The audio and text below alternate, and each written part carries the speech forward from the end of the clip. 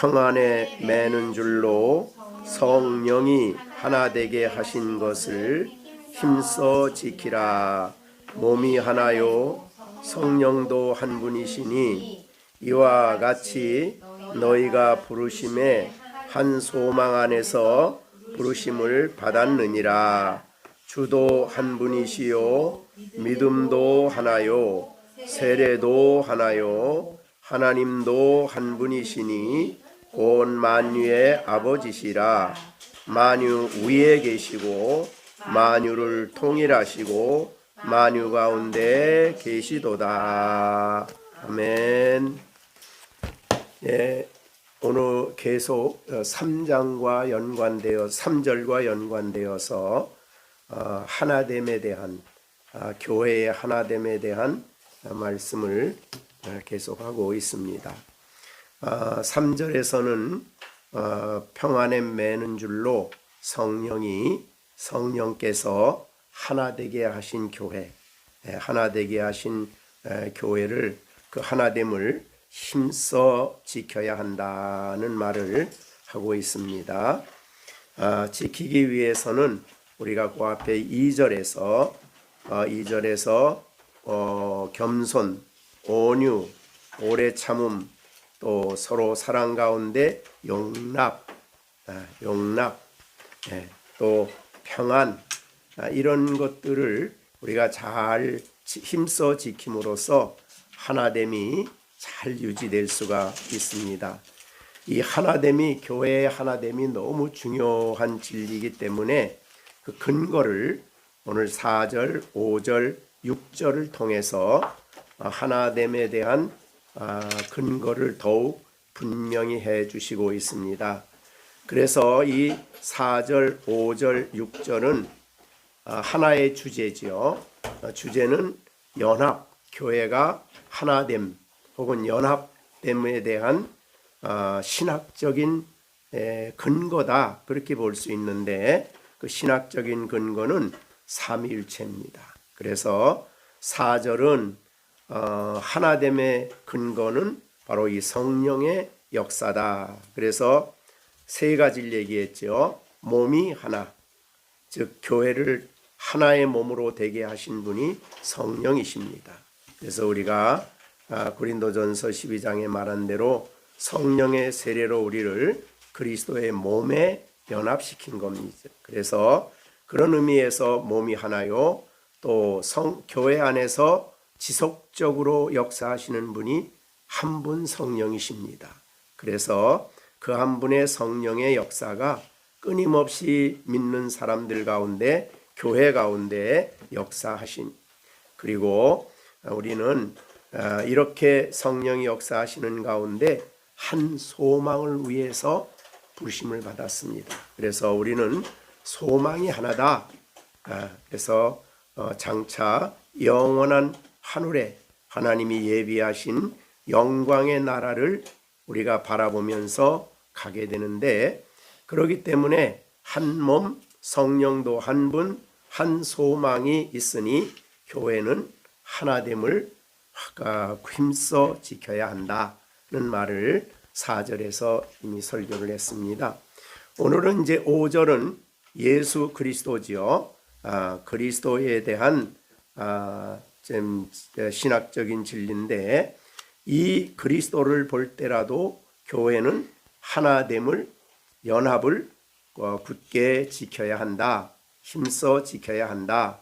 즉 성자 되시는 우리 주 예수 그리스도에 대한 교리에 비춰볼 때도 교회의 연합은 확실하고 교회의 연합을 잘 힘써 지켜야 한다, 그런 말이 되겠습니다. 그래서 오늘은 이제 그 세 가지 중에 한 가지가 너무 중요해서 조금 집중적으로 말씀을 드리려고 합니다. 이게 주도 한 분이다. 그러니까 주 예수 그리스도는 한 분이시죠. 그런데 우리가 주도 그리스도 한 분이라는 이 말씀 속에 한 세 가지 정도 생각해 볼 문제가 있습니다. 우선 주님도 한 분이라는 말씀 속에는 제2위 주 예수 그리스도시죠. 이위 되시는, 즉 위격이라고 그러죠. 그거를 성부, 성자, 성령이 계신데 위격으로 볼 때도 주님은 한 분이시다. 자, 이위 한 분이시죠. 하나님은 유일하시지만 위격으로 볼 때에 주님은 이위 하나님이십니다. 네, 그래서 위격으로 볼 때라도 이분은 한 분이기 때문에 교회는 하나됨을 굳게 지켜야 한다. 그런 말이죠. 왜 그러냐 하면 바로 교회는 예수님이 이 교회를 세우십니다. 그렇죠? 교회는 오직 예수님이 세우십니다.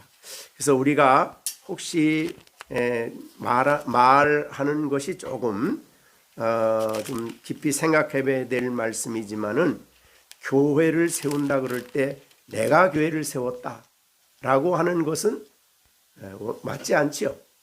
목사님이 내가 이 교회를 세웠다 이런 말은 옳지 않습니다. 그죠?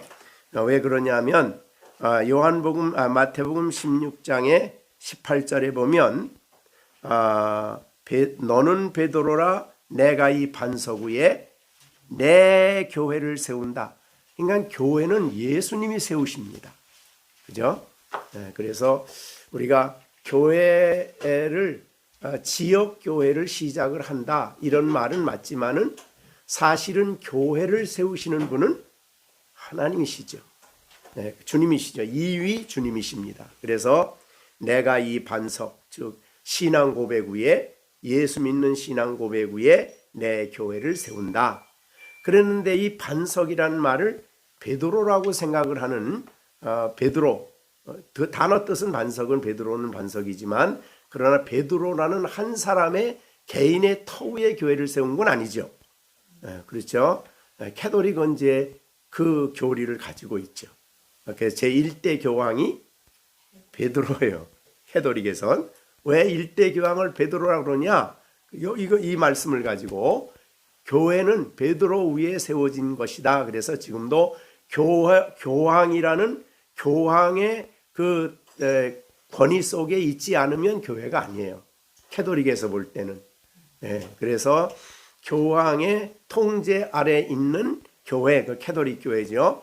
그 교회만이 진정한 교회다. 그렇게 얘기를 합니다. 그건 거짓말입니다. 진리가 아니죠. 그래서 오늘 본문에는 교회를 세우시는 분이 이위 주님이시고, 그런데 그분은 교회를 세울 때에 이 반석이라고 말할 때 그 반석은 베드로가 고백한 신앙의 고백이에요. 주는 그리스도시요 살아계신 하나님의 아들입니다. 예수님에 대한 고백이잖아요. 그 고백은 신앙 고백이죠. 그 예수 그리스도 복음을 내시는 그리스도를 믿는 신앙 고백을 하는 그 고백의 대상인 이위 주님 위에 교회가 세워진다는 거죠. 그래서 그것을 베드로 바울 사도께서는 그걸 터라 그랬어요. 교회의 터. 자, 우리가 고린도전서 3장 10절 11절 보면 그랬어요. 내게 주신 하나님의 은혜를 따라 내가 지혜로운 건축자와 같이 터를 닦아두매 다른 이가 그 위에 세우나 그러나 각각 어떻게 그 위에 세울까 조심하라. 이 닦아둔 것 외에 능히 다른 터를 닦아줄 자가 없으니 이 터는 곧 예수 그리스도입니다. 교회의 터는 예수 그리스도예요. 자, 우리가 건물을 짓습니다. 그럼 여기 터는 하나밖에 없어요. 교회의 터가 만약에 2개, 3개, 4개라 그러면 그건 교회가 아닙니다. 그러니까 예수 그리스도, 즉 사도들이 우리에게 증거해 준 복음, 그리고 그 복음이신 주 예수 그리스도라는 사도들이 전해준 터예요. 그러니까 이 사도들이 이미 성경을 통해서 닦아두었다. 여기에 보면은 터를 닦아두었기 때문에 또 닦아둘 사람이 있나요? 교황이 또 다른 예수를 말할 수 있나요? 아무도 없어요. 이거는 이미 됐어요. 닦아둔 것, 이미 되었다 이 말이죠. 그러니까 사도들을 통해서 우리에게 전해준 예수 그리스도가 교회의 터기 때문에 또 다른 터를 만들면 안 되죠. 그죠? 그러니까 성경을 통해서 사도들이 전해준 예수 그리스도 그 말, 그리스도가 진정한 교회의 터인데 그분이 주님이 바로 2위 예수님이시다 이 말이죠. 그렇기 때문에 바로 오늘 본문에 말한 대로 터가 하나이기 때문에 건물도 하나다. 그렇게 보는 거죠. 터가 둘, 셋, 넷이면 건물이 다르니까. 그래서 이 세상에는 우주적으로 볼 때, 그래서 계속해서 에베소서는 주로 무형교회를 설명하고 있는 거예요. 보편교회 혹은 무형교회. 그래서 이 터는 하나다. 그런 말을 다시 강조하는 겁니다. 터가 같기 때문이죠. 자, 2위가 또 다른 예수가 있으면 안 되죠. 그런데 또 다른 예수를 설명해 주는 사람들이 교회사에 많이 나타났죠. 전부 다 이제 그걸 뭐라고 그러죠? 우리가 이단이라 그럽니다. 성경이 말씀해 주신 그리스도 외에 다른 예수를 말하면 안 된다 이 말이죠. 다른 영, 다른 예수, 다른 복음, 이거는 교회가 아니에요. 그래서 우리가 사도들이 우리에게 전해준 그 주 예수 그리스도 외에 그분을 깎거나 그분에 대한 진리를 삭제하거나 붙이거나 부족하거나 그러면 안 되죠. 예수 그리스도로 2위 되시는 그리스도로 완전하십니다. 그래서 터가 하나이기 때문에 교회는 둘, 셋, 넷이 아니라 하나다라는 것을 바울 사도는 강조하고 있어요. 그러니까 위격으로 볼 때라도 교회는 하나다라는 것을 말씀하고 있다. 그런 말이죠. 그 다음에 그 예수님의 사역을 볼 때도 사역적으로 볼 때도 교회는 하나예요. 왜냐하면 예수님의 사역과 같은 사역을 이 땅에 하실 수 있는 한 존재가 있는가? 없지요. 그래서 예수님의 그 사역, 어떤 사역입니까? 말씀이 육신이 된 우리 가운데 오시고 또 이 땅에서 모든 율법을 다 순종하시고 그리고 십자가에 죽으실 때 그냥 죽은 게 아니라 우리 모든 믿는 자들의 하나님 백성의 죄를 담당하시고 십자가에서 죽으실 때에 그 피 흘림을 통해서 죄값을 치르시고 율법의 요구를 완성하시고 모든 이 죄로 말미암아 온 모든 사탄의 모든 권세를 무너뜨리신 이 예수는 그분밖에 없는 거예요. 그렇죠? 다른 예수가 없습니다. 그리고 그분이 이제 십자가에서 어떻게 했어요? 운명하실 때 다 이루었다. 그러니까 그분같이 말할 수 있는 존재가 없는 거예요. 구약의 예수님에 대해서 예언한 것 다 이루셨고 구원에 필요한 모든 것들을 다 완성하시고 모든 율법을 완전히 성취하신 분은 예수님 한 분 외에는 없습니다. 그분만이 구원자예요. 그의 사역을 볼 때에. 그렇기 때문에 그분 말고 그분의 사역을 위축시키는 게 이제 캐톨릭이죠. 왜 그렇습니까? 캐톨릭은 지금도 미사를 해요. 미사. 그 미사가 뭐냐 하면은 우리 같이 예배가 아니에요. 우리는 완성된 구원받은 그리스도가 완성한 그 믿음 위에 예배를 드리지만 믿음을 가지고 기초 위에 예배를 드리지만 미사는 뭐냐 하면 십자가를 재현하는 게 미사예요. 그럼 뭐예요? 그래서 화채설을 얘기하죠. 그게 뭐냐 하면 실제로 신부가 성찬을 잔을 들고 축복하고 떡을 들고 축복할 때에 그게 실제로 뭐가 돼요? 화채. 예수님의 몸이 되고 예수님의 피가 돼요. 그러면 뭐가 됩니까? 십자가의 사건이 거기에 이루어지는 거예요. 우리는 단번에 다 이루었다고 보는데 거기는 그때 또 이루어지는 거예요. 그러니까 계속 그 미사에 안에 있어야만 죄의 사함을 받고 구원을 받는 거예요. 그러니까 우리하고 전혀 다릅니다. 미사하고 예배하고는. 그래서 우리는 너무 이 예배에 미숙되어 있기 때문에 뭐 미사도 예배지 뭐 그렇게 생각하면 안 되는 거예요.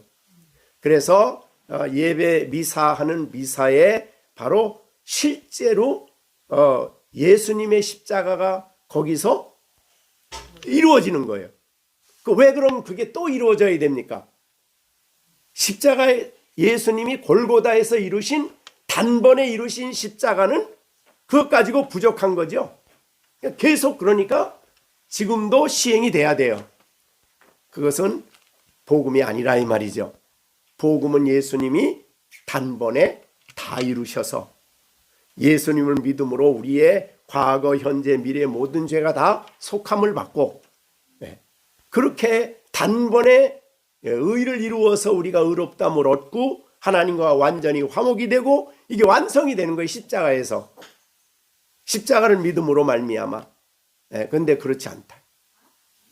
그렇게 되는 것은 복음이 아니죠.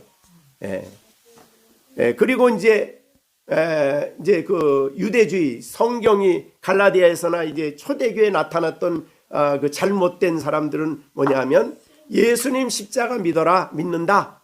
그거 믿고 구원 받았지만은 그래도 구원이 지켜지기 위해서는 할례를 받아야 된다라고 말하는 것이 초대교회 거짓 교사들의 가르침이었죠. 그것도 아니다 이거죠. 사실은 구약의 모든 모형은 예수님을 설명했던 거예요. 그러니까 할례나 그 다음에 뭐 절기나 구약에 있는 제사제도나 모든 제사장들이나 다 이 사람들은 장차 오실 그리스도를 보여주는 하나의 그림자였어요. 예수님이 오셨으니까 그것은 다 이제는 완성이 됐기 때문에 더 이상 그거를 쓰는 게 아니에요. 그 절기를 우리는 구약의 절기를 안 지켜요. 다만 이제 그건 뭐냐면 장차 오실 예수님을 설명하는데 도움이 되기 때문에 그걸 보고 우리가 예수님을 설명하는데 사용은 해요. 그러지만은 구약에 있는 모든 절기를 구약 성도들과 같이 지키지 않는다는 거죠. 그래서 우리가 이제 예를 들자면 구약의 성전도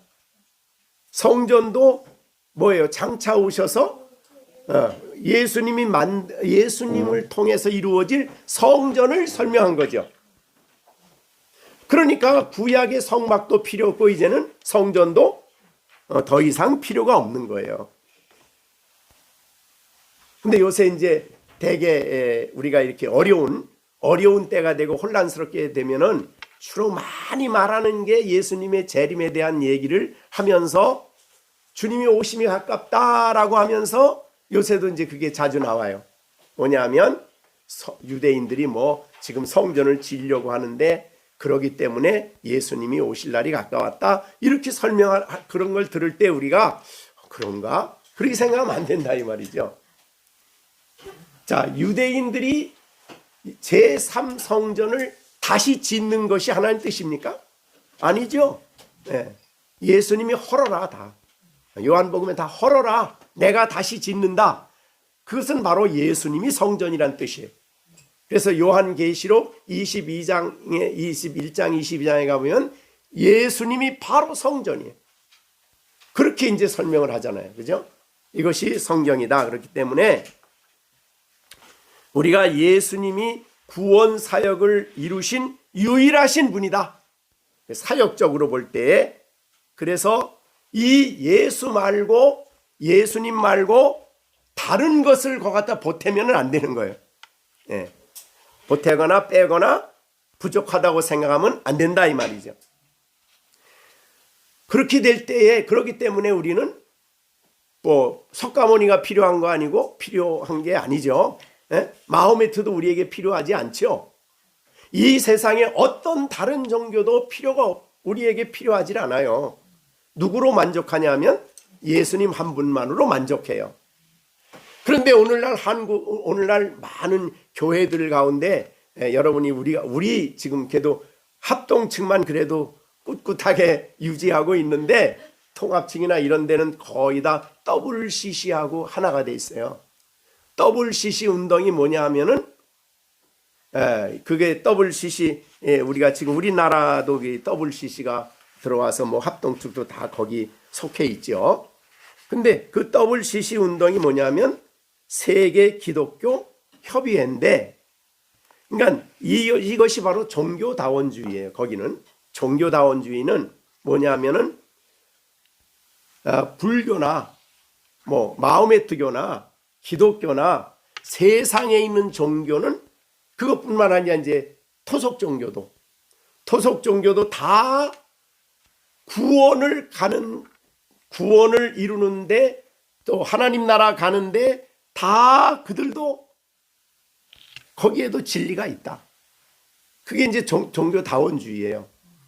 그래서 그러기 때문에 우리는 종교끼리 서로 싸우고 너는 아니다 그렇게 하지 말고 다 하나가 되자. 이게 종교다원주의죠. 우리나라 WCC가 몇 년, 재작년인가요? 부산에서 WCC를 했거든요. 총회를. 근데 거기 했는데 제일 먼저 한 게 뭐냐면 우리나라 토속 종교가 그 굿이잖아요. 굿. 무당이 나와가지고 한풀이 하는 그걸 하는 것이 제일 첫 번째 예식이었어요. 그리고 거기는 뭐 부충들도 오고 모든 종교가 다 모이는 거기. 그걸 종교다원주의라 그래요.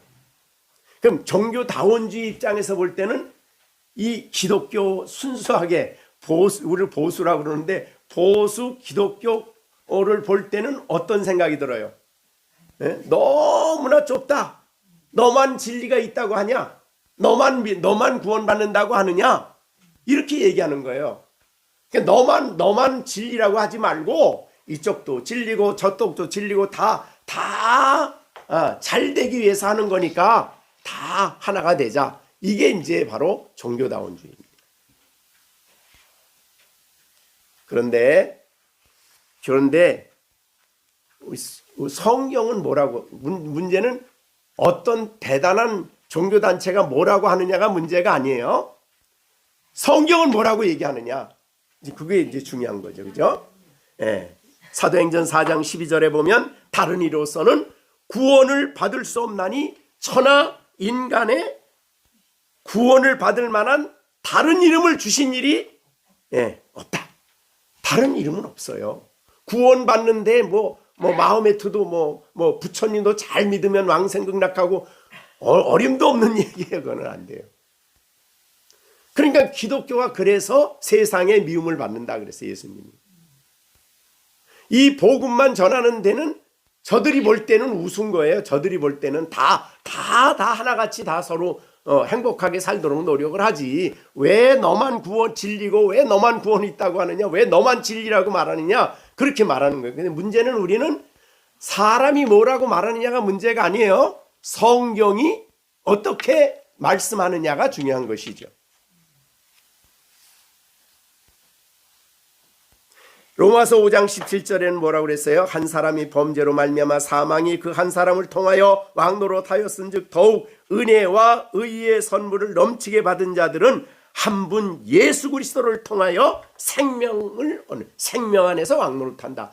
한 분 예수님을, 이위이신 예수님을 통해서 생명을 얻고, 예수님을 통해서 구원을 얻고, 예수님을 통해서 죄사함을 얻고, 예수님을 통해서 하나님과 화목하여 하나님 앞에 나갈 수 있는 길이 예수님 한 분밖에 없는 거예요. 다른 길은 없어요. 그런데 이거를 너무 편협하다고 하고 그렇게 말하는 것은 굉장히 심각한 문제가 있죠. 자, 그러면 우리가 이제 일본 사람들이 믿는 신은 뭐예요? 천조대 신이라고 그러죠. 일본 신들. 그래서 우리나라 일본이 지배할 때에 박해 일어난 게 뭐냐면 신사에 가서 절해라, 경배해라. 근데 기독교인들 못 하지 말라 그랬잖아요. 그래서 신사 참배를 거절한 사람은 순교도 당하고 박해도 받았어요. 근데 그때 이제 장로교회가 있었지요. 장로교회에서는 그건 국가의 의식이니까 괜찮다. 그리고 신사참배 가결을 했어요. 평양에서. 거기서 이제 거기 참여 안 한 사람들이 만든 교파가 고신측이에요. 고신측. 지금 부산에 있는 고신측 장로교회인데, 이제 우리도 이제 거기 우리 합동 측의 신학적인 기초를 세운 이제 박윤선 박사님이나 박형룡 박사님, 그분들이 바로 이제 신사참배를 거절한 사람들이에요. 그래서 이제 어려움을 당했는데, 그래서 그것 때문에 이제 통합 측과 합동 측이 나눠지거든요. 뭐 때문에 나눠지냐면, 우리는 WCC 종교운동을 하자. 그게 이제 어디냐면 통합 측이에요. 지금 통합 측, 우리나라의 통합. 그 광나루 신학교가 이제 또 통합 측이죠. 그 다음에 우리 이제 사당동 신학이라고 그러는데, 우리 측에는 안 된다. 종교다원주의는 들어갈 수 없다. 그래가지고 거절했죠. 그래서 교파가 나눠진 거예요. 그것 때문에. WCC 참여 때문에. 나눠졌는데, 놀랬어. 지난번에 굉장히 난 몰랐는데, 그 통합 측 신학교에서 어떤 결정을 했냐면, 이제 신사참배는 잘못된 거다. 그래가지고, 그 유명한 통합 측, 거기에서 제일,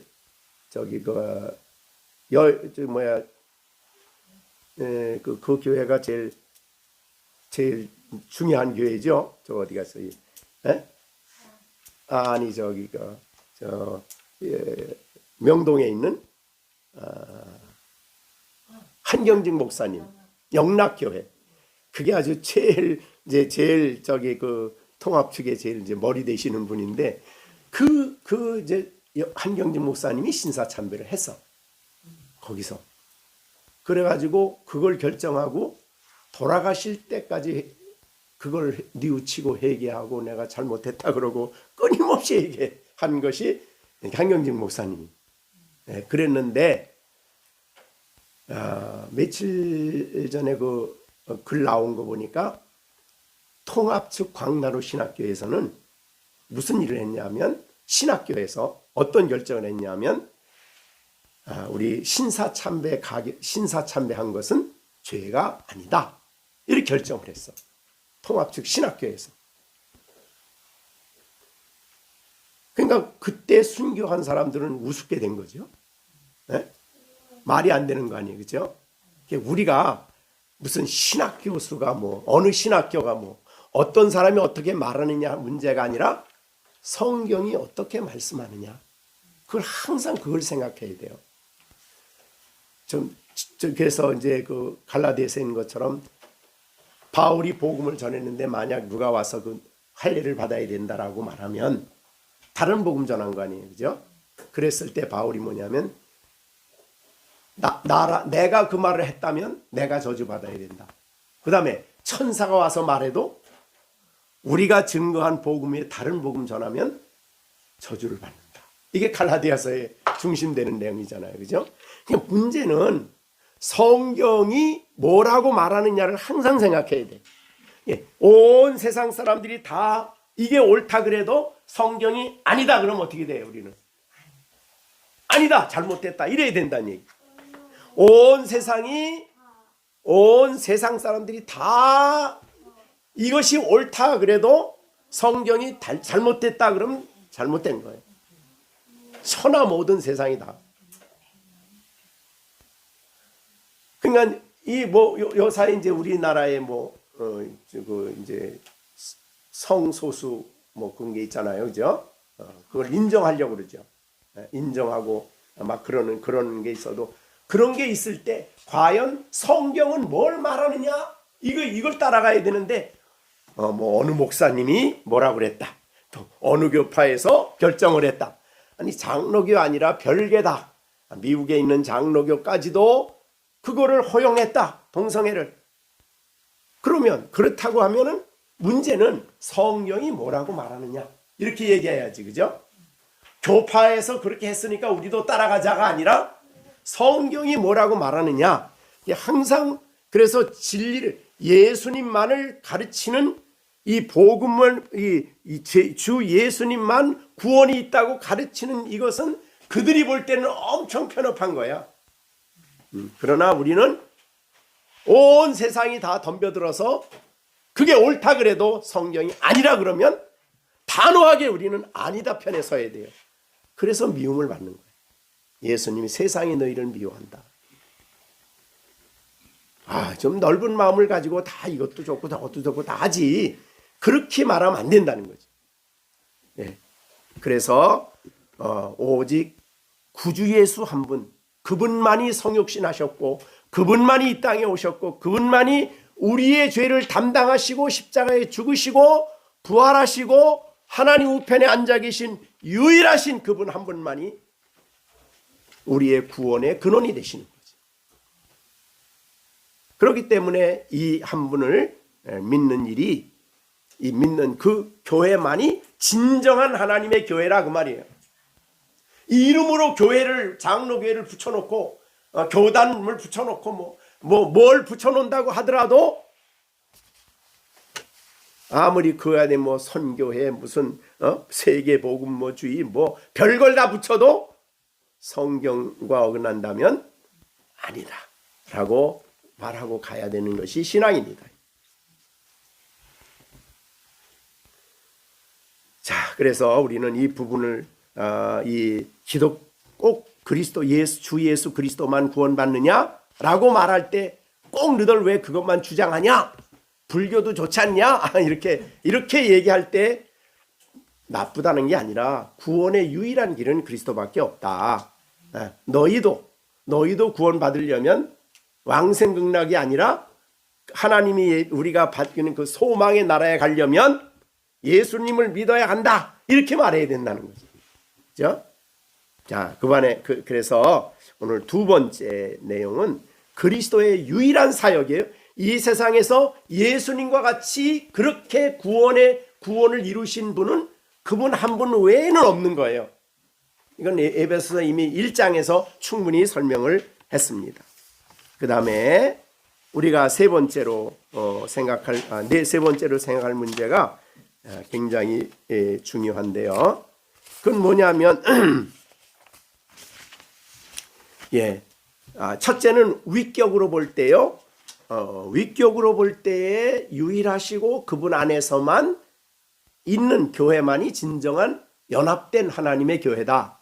그 다음에 두 번째는 그의 사역을 볼 때에 진정으로 구원 얻은 사람들은 복음을 성경이 보여주시는 그 진리를 믿는 그 믿음 안에서 은총을 입은 구원을 받은 사람들이 교회다. 그런 말을 두 번째 사역적인, 첫째는 위격, 두 번째는 사역, 그 다음에 세 번째는 오늘 하려고 하는 것은 하나님과 주님과 우리와의 관계예요. 관계적인 면에서 볼 때도 연합이 돼야 된다.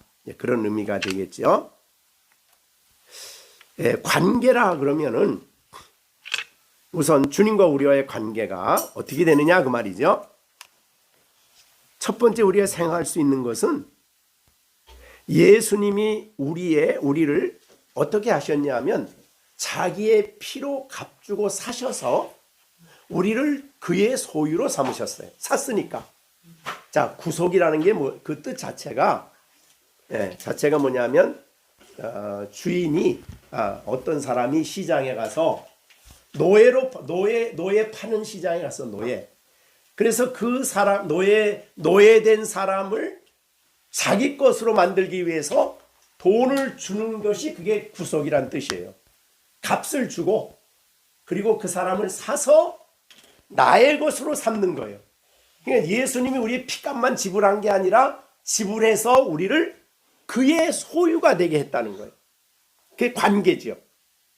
주님과의 우리의 관계는 주님이 피로 값주고 사셔서 우리가 그의 소유가 된 거죠.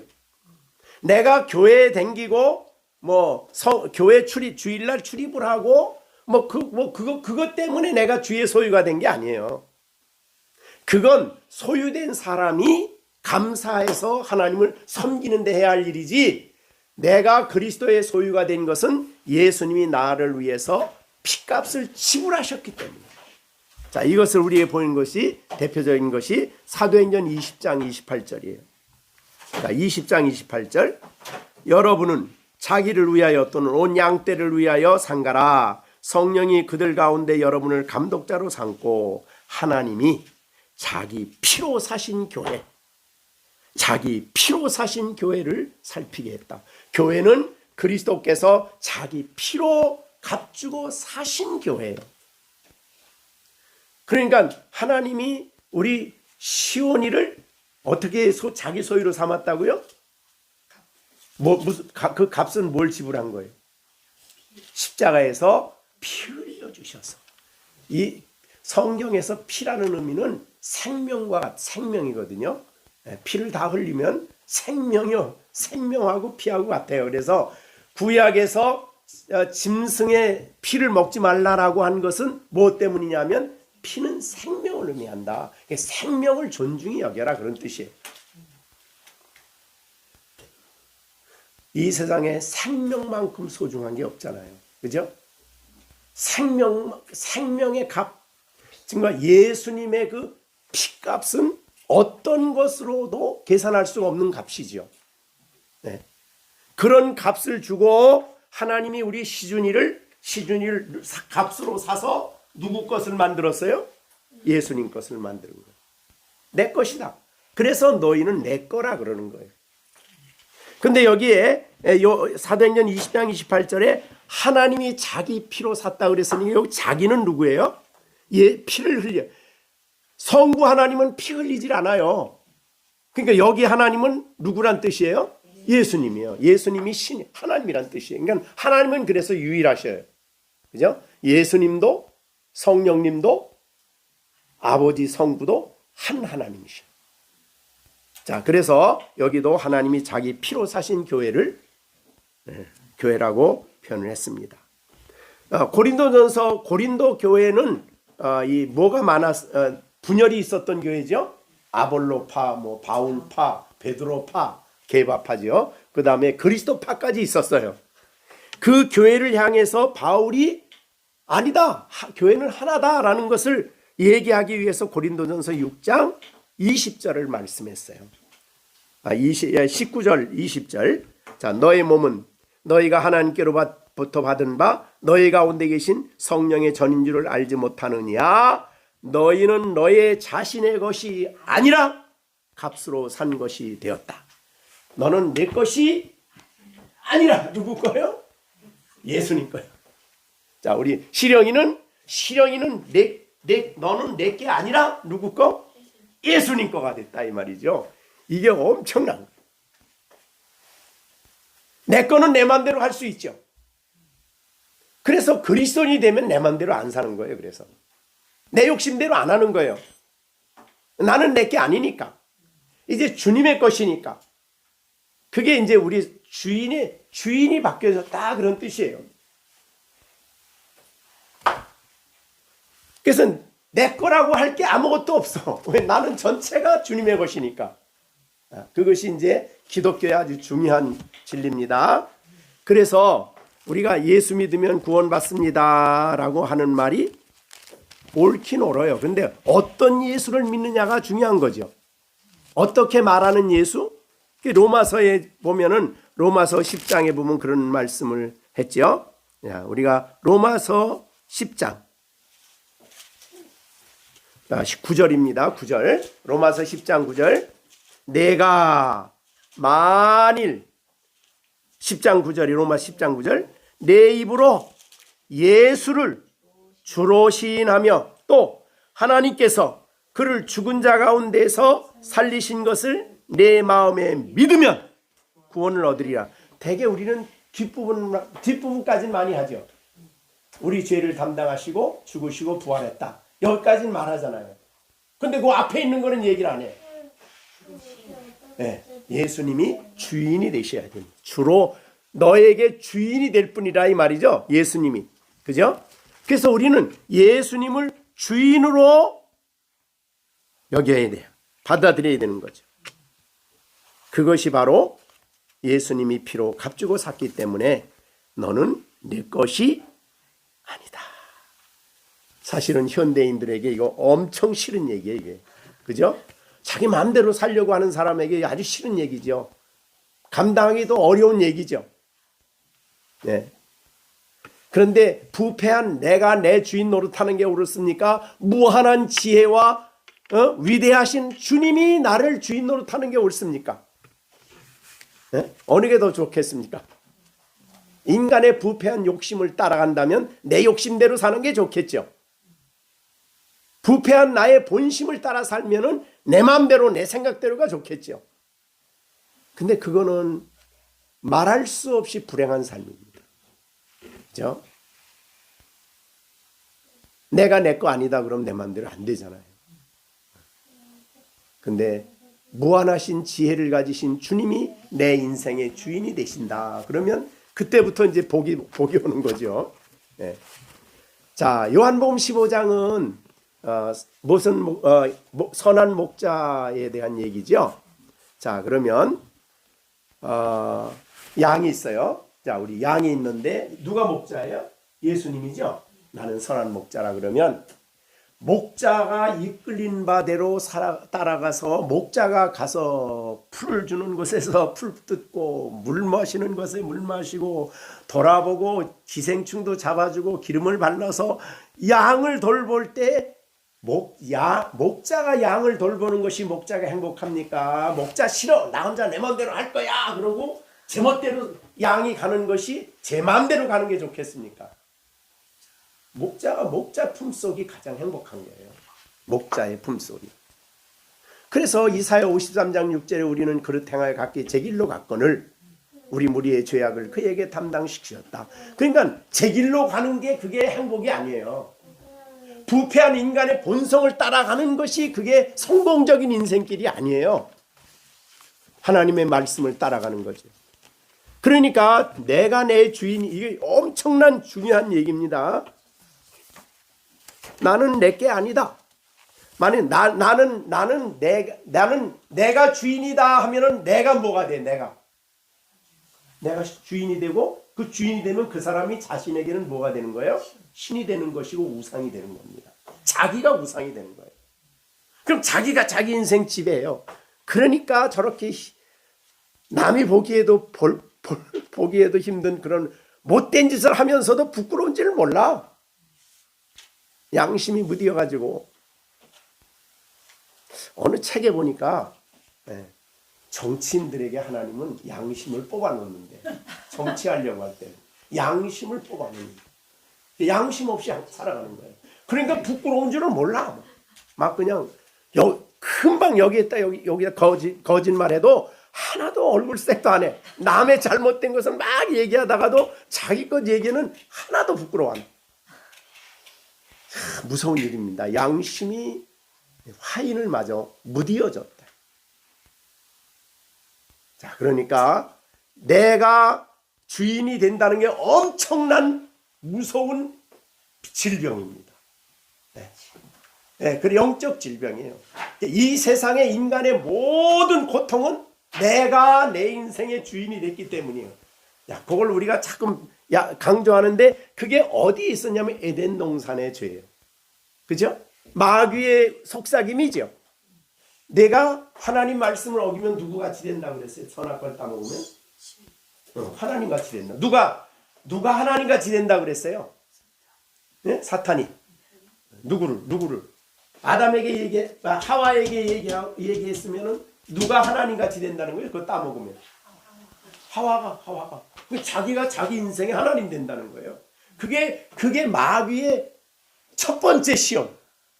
거기에 그거에 유혹받으면 안 돼. 근데 그걸 딱 듣고 나니까 그 다음서부터는 하나님이 위대하잖아요. 그죠? 내가 하나님같이 되면 좋을 것 같아요? 안 될 것 같아요? 그래가지고 시험이 든 거죠. 그러니까 선악과를 딱 볼 때 금방 가치관이 달라진 거예요. 보는 게 보암직스럽고 먹음직스럽고 이게 왜 달라졌어요? 내가 내 인생의 주인 되겠다는 그 원수 마귀의 시험을 딱 받아들이자마자 벌써 마음에 시험이 들어가지고 보는 게 달라졌어요. 다.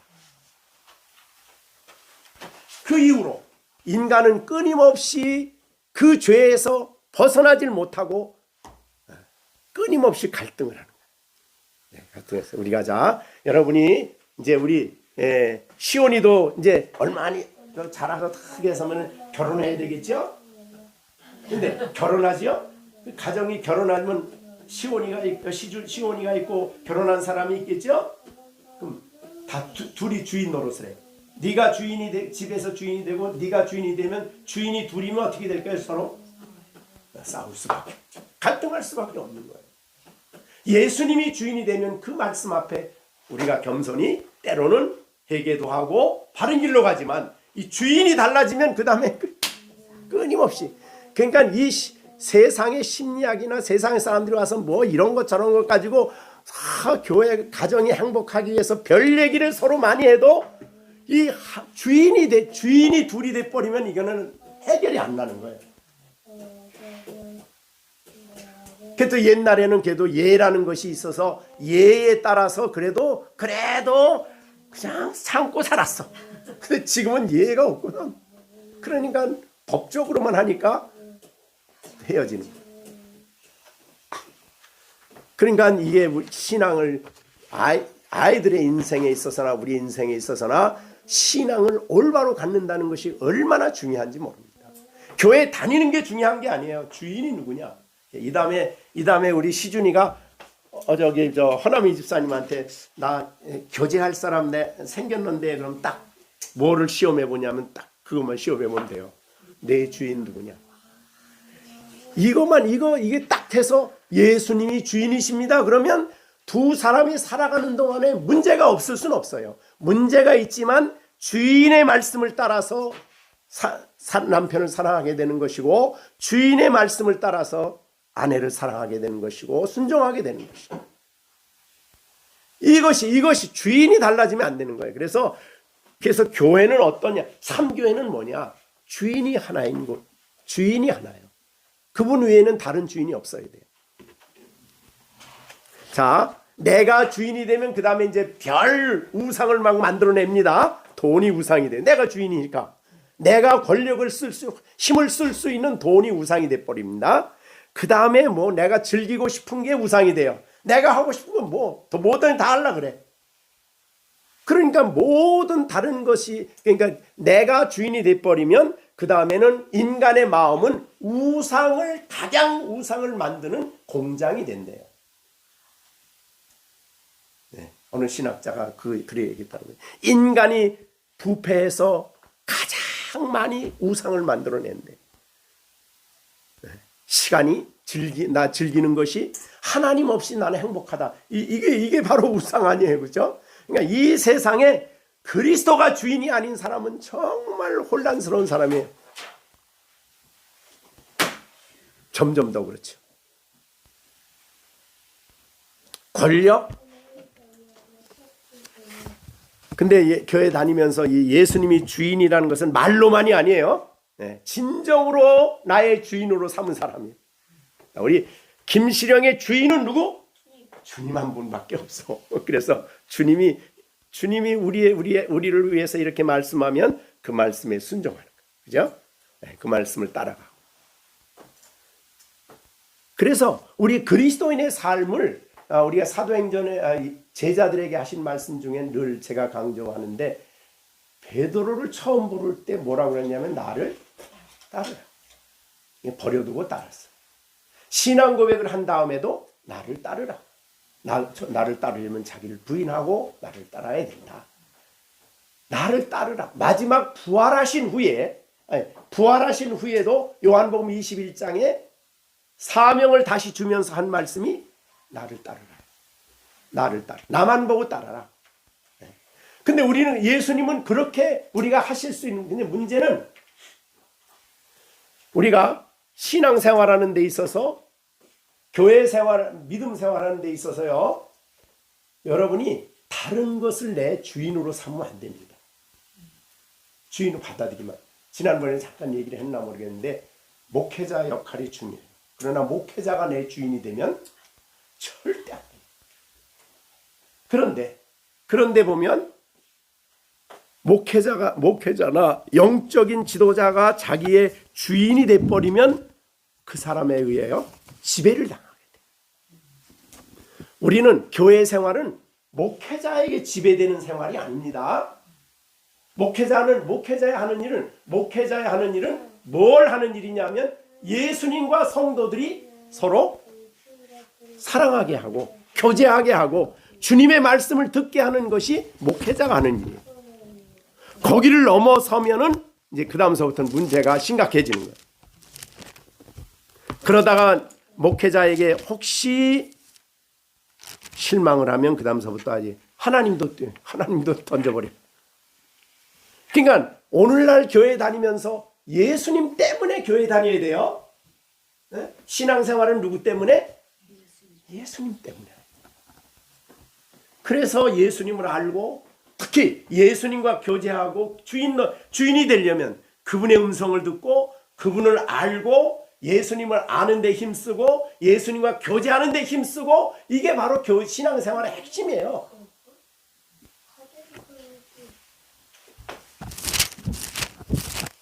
굉장히 중요한 말입니다. 그렇죠?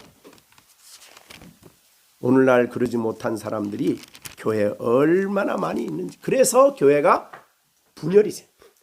서로 너와 내가 나누어집니다. 용납하지 못하고 받아들이지 못하고 끊임없이 갈등하는 이유가 거기에 있다.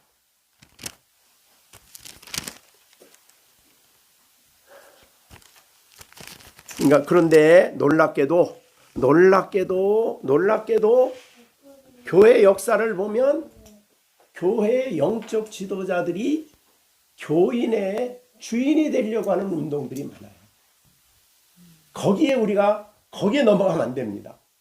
그래서 목사님이 설교를 잘한다? 사실은 이건 이상해. 목사 잘하는 게 어디 있어요? 그냥 성경 잘 풀어주면 되는 거지. 그리고 성경을 통해서 예수님과 같이 교제하게 하고 예수님을 가까이 하게 하고 이것이 핵심이거든요. 그런데 목회자가 화려하게 나타나고 교인들의 눈앞에 그냥 신령하게 나타나서 어떤 사람은 그냥 설교 안 듣고 그냥 목사님 얼굴만 봐도 은혜를 받는데 이게 말이 됩니까? 말이 안 되는 거죠. 주님을 생각하면 눈물이 나와야죠. 하나님을 가까이 할 때에 자기의 죄가 깨달아지고 회개해야 되는데 목사님 얼굴 보니까 은혜가 된대. 이게 말이 안 돼요. 너무 이런 문제가 심각했어요.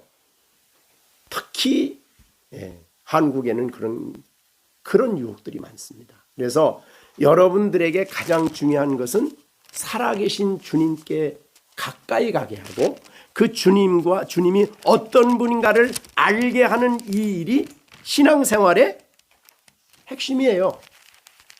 그러니까 오늘 제가 설교를 할 때나 말씀을 전할 때에 여러분들이 어떻게 하면 예수님을 알고 어떤 분으로 예수님을 가까이 하고 이게 신앙생활의 가장 중요한 분이고 실제로 예수님의 그 가르침을 받는 사람이에요. 예수님은 살아계신 분입니다.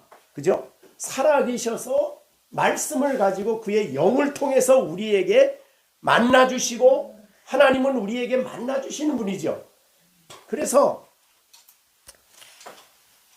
이제 우리 신앙 고백서가 아니고 칼빈의 기독교 강연가 거기 보면 그랬어요. 그게 아니고 바빙크의 그 조직 신학에 보면 맨 앞에 그 얘기가 나와요. 하나님은 자기 백성을 날마다 말씀을 가지고 가까이 오셔서 우리에게 구체적으로 말씀해 주시는 겁니다. 그렇게 이제 맨 앞에 그 성경론을 쓰면서 그걸 써요. 인격이신 그분이 나에게 오셔서 그 말씀을 가지고 말한다는 거예요. 그래서 그분과 만남이 실제가 돼야 된다 그 말이죠. 그게 경건의 시간의 열쇠예요. 내가 성경 얼마나 연구했느냐 얼마나 알았느냐가 아니에요. 그거는 따로 알아야 되지만 중요한 것은 살아계신 그분과 내가 만나는 거예요. 인격적으로. 그건 일평생 한두 번 되는 일이 되는 게 아니에요. 우리가 날마다 말씀을 가지고 내게 오셔서 시영아 내가 오늘 내가 할 말이 있다 이렇게 말씀을 가지고 우리에게 오셔서 말씀해 주시는 그 음성을 듣고 아 내가 그렇게 해야 돼 순종해야 되겠다 뭐 순종하는 것도 이제 성령의 도우심을 힘입어야 되겠지만 어떻든 그렇습니다.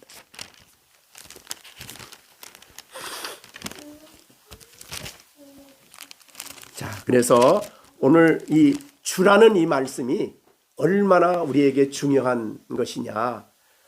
여러분 아까 여러분 그 재물과 하나님은 어떻게 겸하여 섬길 수? 그 말은 그 말의 뜻 속에 뭐가 있냐면 하나님은 우리에게 섬기를 요구하죠. 그죠? 하나님은 나 섬기라 그러죠. 그러면 재물도 어떻게 재물도 우리에게 섬겨라. 그러니까 재물의 욕심은요. 섬기라고 우리가 섬길 때까지 재물은 끊임없이 우리에게 유혹을 하는 겁니다. 그러니까 우리가 신앙생활함에 있어서 사실은 이 일이 너무너무 중요한 부분이에요. 주인 되심이. 그리고 주님은 살아계셔서 말하는데 이 세상의 많은 것들은요. 그것이 사람이 되었던 혹시라도 여러분은 안 그렇죠. 뭐 하나님 없는 사람은요. 자식이 우상이 되고 그죠? 남편이 우상이 되고 아내가 우상이 되고 얼마나든지 가능한 일이다. 세상의 모든 것들은 원수 마귀는 모든 걸 사용해서 우리에게 우상이 되게 하려고 하는 끊임없는 유혹을 하는 거예요. 그때 우리가 이길 수 있는 것은 주도 주님은 한 분이시다. 주인은 여럿이 아닙니다. 네, 그래서 오늘 본문에 뭐라 그랬어요? 본문에 주도 원, 한 분. 주님은 둘, 셋, 넷, 다섯, 여섯이 아닙니다. 주님은 한 분입니다. 그래서 우리가 이 믿음을 확고하게 가지고 신앙생활하는 여러분들이 되시기를 바랍니다. 그래서 우리는 그렇기 때문에 교회는 사실 알고 보면 얼마나 우리가 귀한 존재들인지 같은 교회가 얼마나 귀한지 몰라요. 그죠? 우리가 성령으로 따져볼 때도 우리는 한 몸이야. 머리가 하나요. 그 다음에 또 뭐였죠? 네, 그 다음에 우리 안에는 누가 역사하셔요? 성령을 마시게 하셨잖아요. 성령이 우리 가운데 지금 가르치시고 깨닫게 하시고 받아들이게 하시고 설교 말씀을 이해하게 하시고 이게 성령이 하시는 일이죠. 그 다음에 소망이 하나예요. 우리는 이 땅에서만 같이 주일날 보는 게 아니죠. 이제 이 땅에서 누구든지 다 소망을 가야 되니까 소망의 나라에 가게 되면 하나님은 누구 하나님? 아브라함의 하나님, 이삭의 하나님, 야곱의 하나님, 아버지의 하나님도 되고 아들의 하나님도 되고 손자의 하나님도 되고 거기서는 영원토록 같이 있는 이 소망이 하나예요. 자, 우리가 아무리 우리가 이 땅에서 정말 좀 보기 싫어도 그 빨리 극복을 해야 돼. 왜? 그 보기 싫은 사람을 영원토록 가서 같이 살려고 하면 안 되잖아요, 그죠? 그러니까 같이 기쁘게 용납하고 사랑으로 받아들이고 용납하고 영원한 그 나라에 가서 정시준 시련이하고 언제까지 같이 있을까? 영원토록. 이 땅에만이 아니야. 영원토록. 자, 우리 시완이하고 언제까지 같이 있을까? 영원토록. 그러니까 이왕 영원토록 할 거 사랑하면서 영원토록 있어야 되겠지? 조금 더 불편하게 생각하지 말고. 자, 그걸 생각하면 이게 얼마나 우리가 서로 귀한 관계인지 몰라요. 그 다음에 주도 한 분이다. 그래서 위격적으로 볼 때에 우리는 하나다. 한 터 위에 예수 그리스도 위에. 그 다음에 우리가 위격뿐만이 아니고 예수님의 그 위대한 사역을 같이 나눈 사람들이지. 같이 참여한 사람들이지. 피를 나누고 거기. 그 다음에는 마지막으로 관계적으로 볼 때 우리는 놀라운 주님의 소유된 사람이요. 주인이 예수님이 철저하게 우리가 주인 되기 전까지는 예수님 만족하지 않아요. 나는 내 주인이다. 이거 되기까지는. 근데 다른 것들은 마귀는 끊임없이 우리에게 와서 기회 있는 대로 야, 너 예수님 주인 되지만 네가 주인 노릇해. 내가 주인 노릇 하자마자 가치관이 달라져. 보는 게 달라져. 전부 다 나 중심이 되고 그 마음은 이제부터 우상의 공장이 돼. 우상. 보이는 것마다 우상이 돼.